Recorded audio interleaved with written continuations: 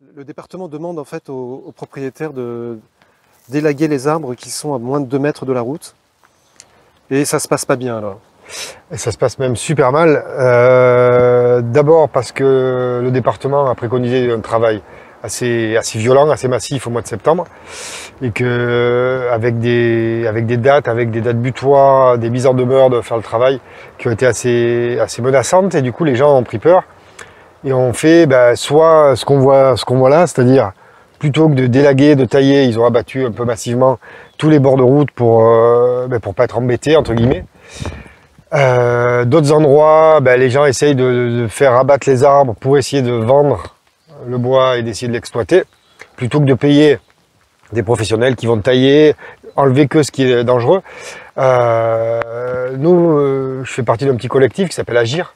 On est un groupement d'arboristes grimpeurs, d'élagueurs, et on s'est mis en place, ça fait maintenant plusieurs mois, pour essayer de communiquer avec le département, avec les services du département, pour leur dire, vous avez préconisé des choses qui sont vraiment pas bien, dans l'avenir, tant pour le côté paysager, patrimonial, de nos routes corréziennes, mais aussi d'un point de vue sécuritaire, c'est-à-dire que si on coupe tous les arbres de bordure, on génère des problèmes, avec les arbres qui sont de deuxième rideau, qui eux sont moins solides, ont moins l'habitude de prendre du vent, donc eux vont tomber.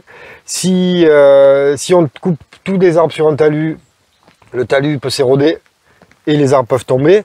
Et chose qui était aussi assez spectaculaire, c'est qu'ils préconisaient un élagage très sévère sur des arbres, avec une coupe, un schéma, avec une coupe à un milieu d'un arbre avec des pointillés.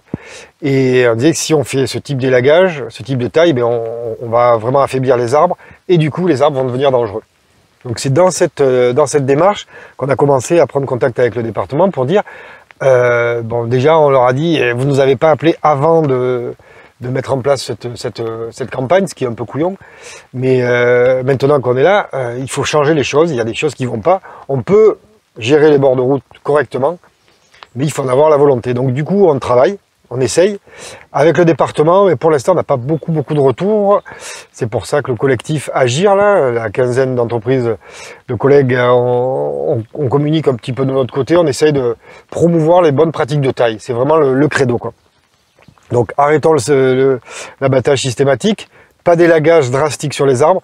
Un arbre qui est sain, qui est droit, va pouvoir pousser en bord de route sans déranger outre mesure.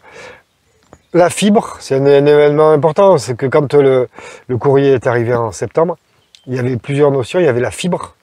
Le département disait qu'on va poser la fibre, que c'est fragile, que c'est coûteux, donc il va falloir élaguer pour que la fibre, qu'il n'y ait pas des branches qui tombent sur la fibre. Et un argument qui est toujours, on ne connaît toujours pas exactement la réalité technique du problème, mais la goutte d'eau de l'arbre qui s'égoutte au-dessus de la chaussée endommage la chaussée de manière assez rapide, prématurée. Et du coup, comme le département a de moins en moins de moyens, ils ne peuvent pas refaire les routes. Donc il faudrait, c'est ce qui a été préconisé au départ, élaguer à l'aplomb de l'espace public. Donc voilà, nous on est dans une démarche où on dit ça c'est pas possible. Il y a une petite évolution assez légère du conseil départemental qui dit, avec un schéma qui est arrivé chez les propriétaires la semaine dernière, oui, les arbres patrimoniaux, les arbres sains, on relève la couronne, mais on laisse la voûte quand même au-dessus de la route. Donc déjà, l'avancée, elle est un petit peu dans ce sens. D'accord.